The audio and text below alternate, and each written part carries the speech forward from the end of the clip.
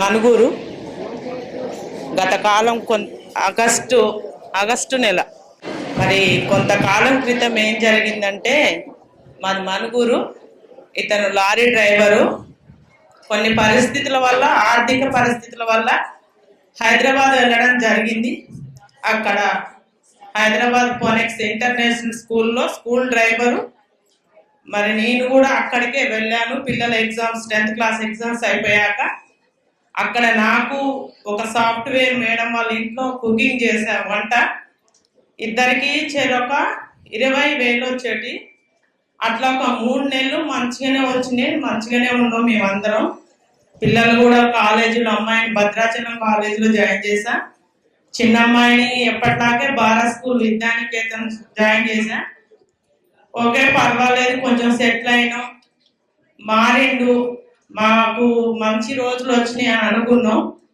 కానీ ఇంతలో మరి మాకు ఏం జరిగిందో తెలియదు. కానీ స్కూల్ డ్రైవింగ్ చేస్తుండగానే, బస్ నడుపుతుండగానే పిల్లలు ఉన్నారు వెనక. మరి తనకి పెరాలసిస్ రావడం జరిగింది. పక్షవాతం అంటారు, పక్షవాతం రావడం జరిగింది.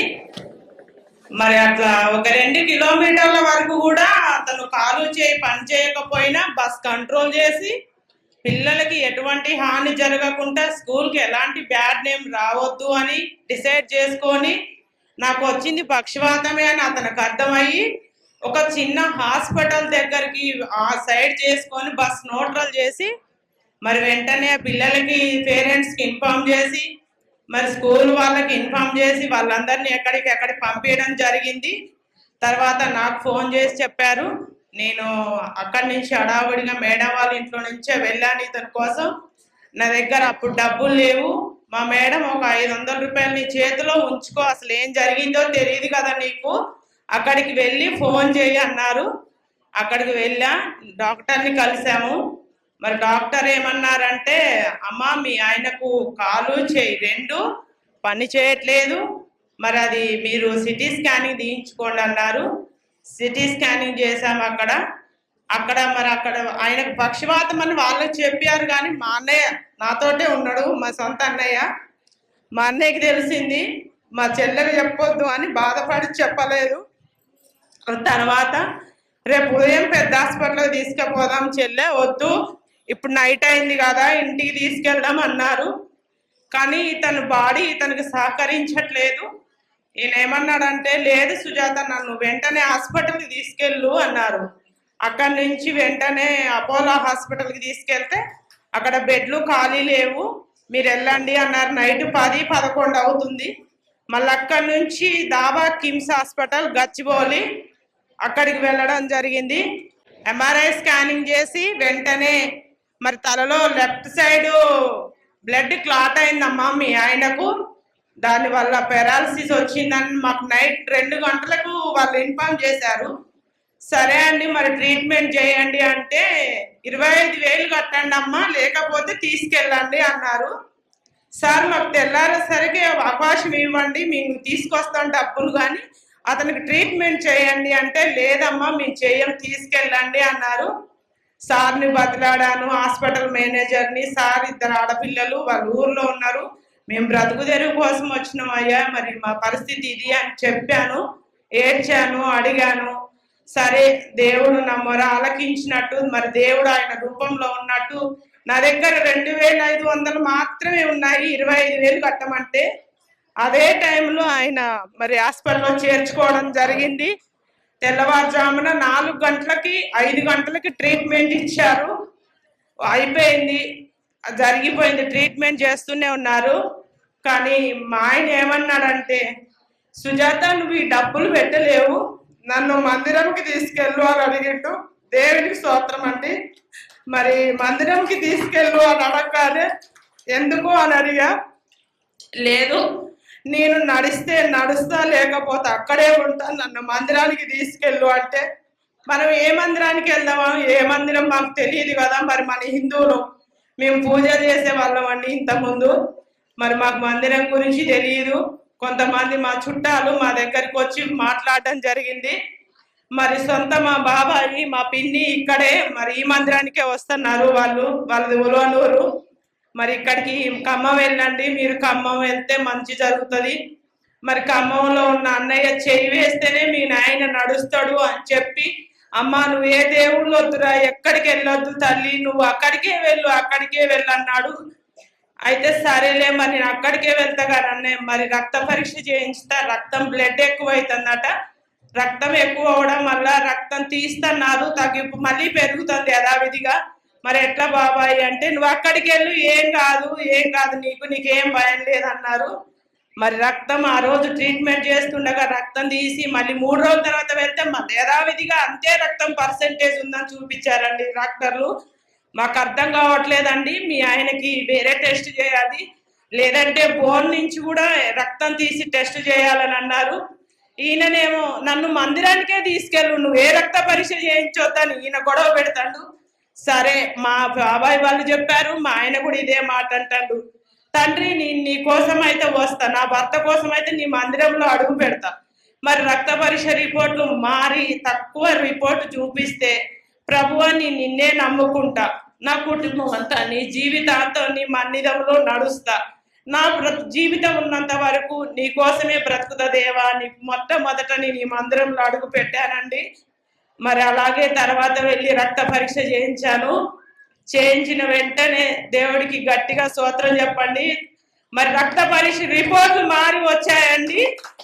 మళ్ళీ తర్వాత ఇంకొక పాయింట్ తగ్గి రావాలా దేవా, మరి ఆయనకు రక్తం సరిపడా ఉంది, మనిషికి అవసరమైనంతనే కావాలి, అంతే ఉందని చెప్పాలండి అని దేవా నేను అడిగాను.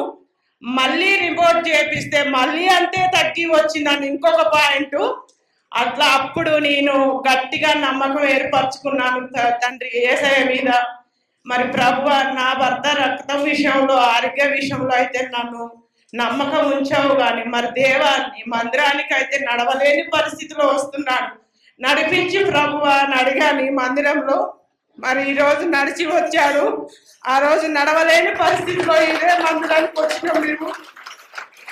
మరి ఎవరు మా చుట్టాలు కానీ మా బంధువులు కానీ ఫలానా మందిరము మరి అక్కడికి వెళ్ళండి అని చెప్పిన వాళ్ళే కానీ మాకెవరు సహాయం చేయలేదండి.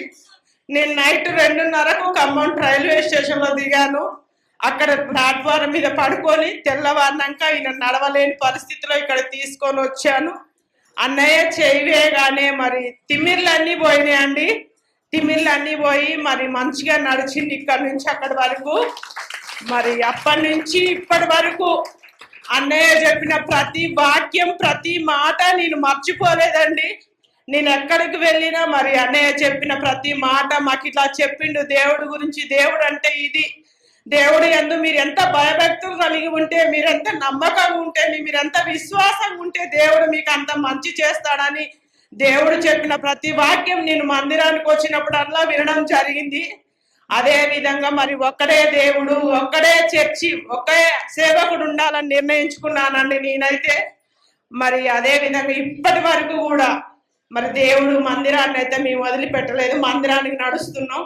మరి అందరం, మా అమ్మాయి ఫస్ట్ ఇయర్ కూడా కంప్లీట్ అయింది, రేపు ఒక ఎగ్జామ్ ఉంది, అమ్మాయి చదువు అయిపోయింది, ఆయన కూడా నడుస్తాడు. మళ్ళీ నేను డ్రైవింగ్ చేస్తానా అని ఏడ్చిండు. లేదు నీవు డ్రైవింగ్ చేస్తావు, నీ రక్తం విషయంలో మార్పిడి చేసిన దేవుడు మళ్ళీ నిన్ను డ్రైవింగ్ చేయడానికి నీ చేతులు ఇస్తాడని వేడుకున్నాను. అలాగే ఇప్పుడు ఆటో కూడా నడుపుతాడు. మా మనుగూరులో రోజుకు 500 రూపాయలు సంపాదించుతున్నాడు.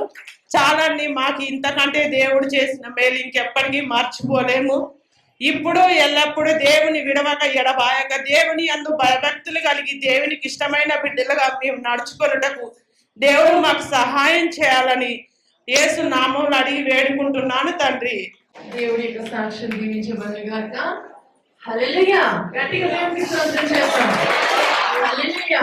కాబట్టి ఎప్పుడు వచ్చారు మీరు మందిరానికి? ఆగస్టు 7వ తారీఖు ఇతనికి జరిగింది. ఆగస్టు 20వ తారీఖు ఏమో వచ్చామండి. డేట్ అయితే నేను మొట్టమొదటి వచ్చింది గుర్తు పెట్టుకోలేదు, కానీ ఆగస్ట్ నెలలో వచ్చినాం. August, September, October, November, December, అంతే, జనవరి, ఫిబ్రవరి, మార్చ్, ఎన్ని నెలలు? 7 నెలలు. కరెక్ట్ గా 7 నెలలు అవుతుంది మీరు వచ్చి. మరి అప్పుడు ఉన్న పరిస్థితి అంటే అతి భయంకరమైన పరిస్థితి. ఎన్ని లక్షల డబ్బులు ఖర్చు అయ్యేది రాకపోతే.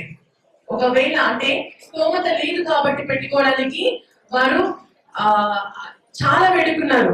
హాస్పిటల్లో డాక్టర్స్ కాళ్ళు కూడా పట్టుకునేటువంటి సమయం వచ్చేసింది. కానీ మరి సహోదరికి ఎందుకు వచ్చింది ఆ థాట్ అనేది తెలియదు. ఎందుకు వచ్చిందంటే మీకు మందిరానికి నన్ను తీసుకొని వెళ్ళు అని ఎందుకు అన్నారు మీరు?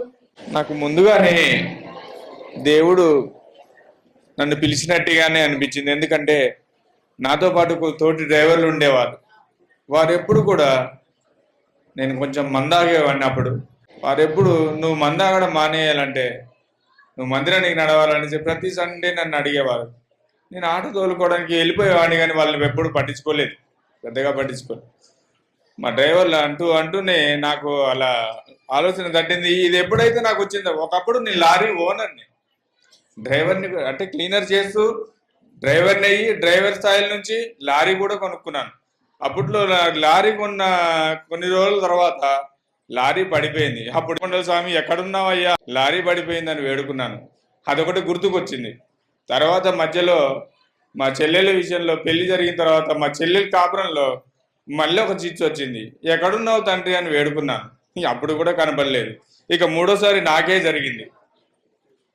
జరిగేసరికి ఇక ఇవన్నీ అనవసరం. నాకున్నది ఒకటే దేవుడు.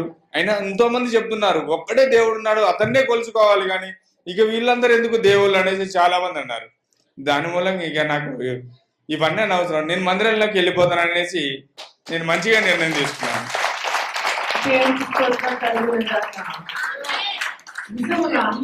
ఎందుకు అడిగానంటే సహోదరుని ఇప్పటి వరకు సిస్టర్ గారు చెప్పారు సాక్ష్యం. కాకపోతే ఎందుకు అసలు ఆ పిలుపు అనేది ఎవరిలోంచి వచ్చింది? ఫస్ట్ తన ద్వారా నన్ను మందిరానికి తీసుకువెళ్ళు అని ఆ యొక్క ఆలోచన ఎలా తట్టింది తనకి? పిలుపు లేనిది ఇక్కడ అడుగు ఎవరు పెట్టలేరు.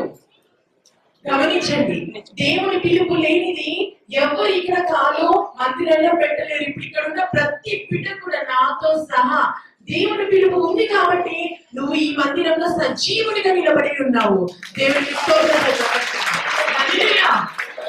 ఇది గుర్తు పెట్టుకోవడానికి ఈ సహోదరుడిని నేను మాట్లాడిగాను.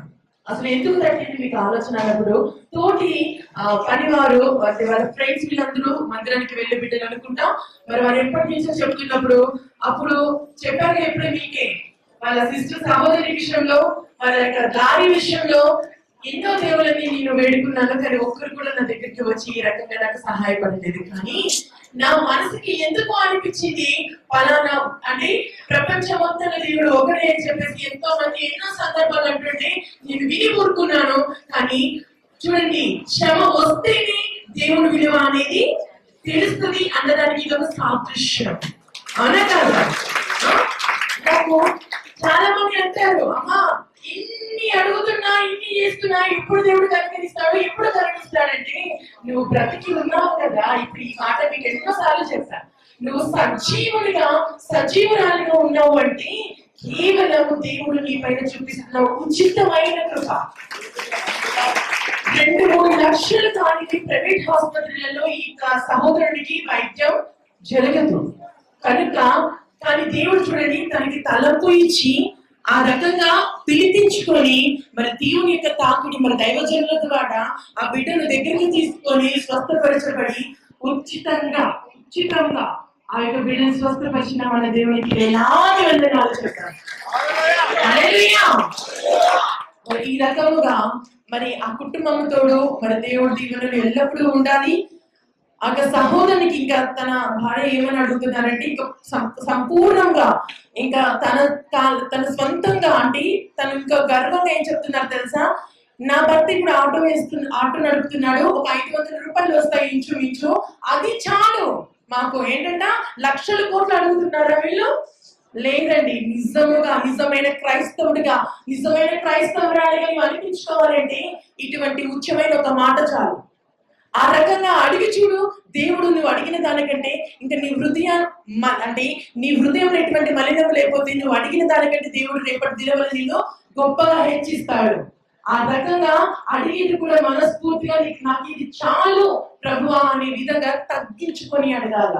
ఆ రకముగా మరి నిజంగా మరి వీరు అడిగిన విధంగా ఇప్పుడు ఇక్కడ ఉన్న పరిస్థితి కంటే మరి సహోదరులు పూర్తి స్వస్థత వచ్చి రేపటి దినమున సంపూర్ణ స్వస్థత వచ్చి ఇంకా వారు పిల్లలతో సహా సంతోషంగా ఉండే రోజులు త్వరలోనే వచ్చే విధంగా మనం అందరం ప్రార్థన చేద్దాము. అదే విధంగా తండ్రి కుమార పరిశుద్ధాత్మ నామమున సహోదరుని కూడా పూర్తిగా మంచి ఆరోగ్యము త్వరలోనే వచ్చును గాక.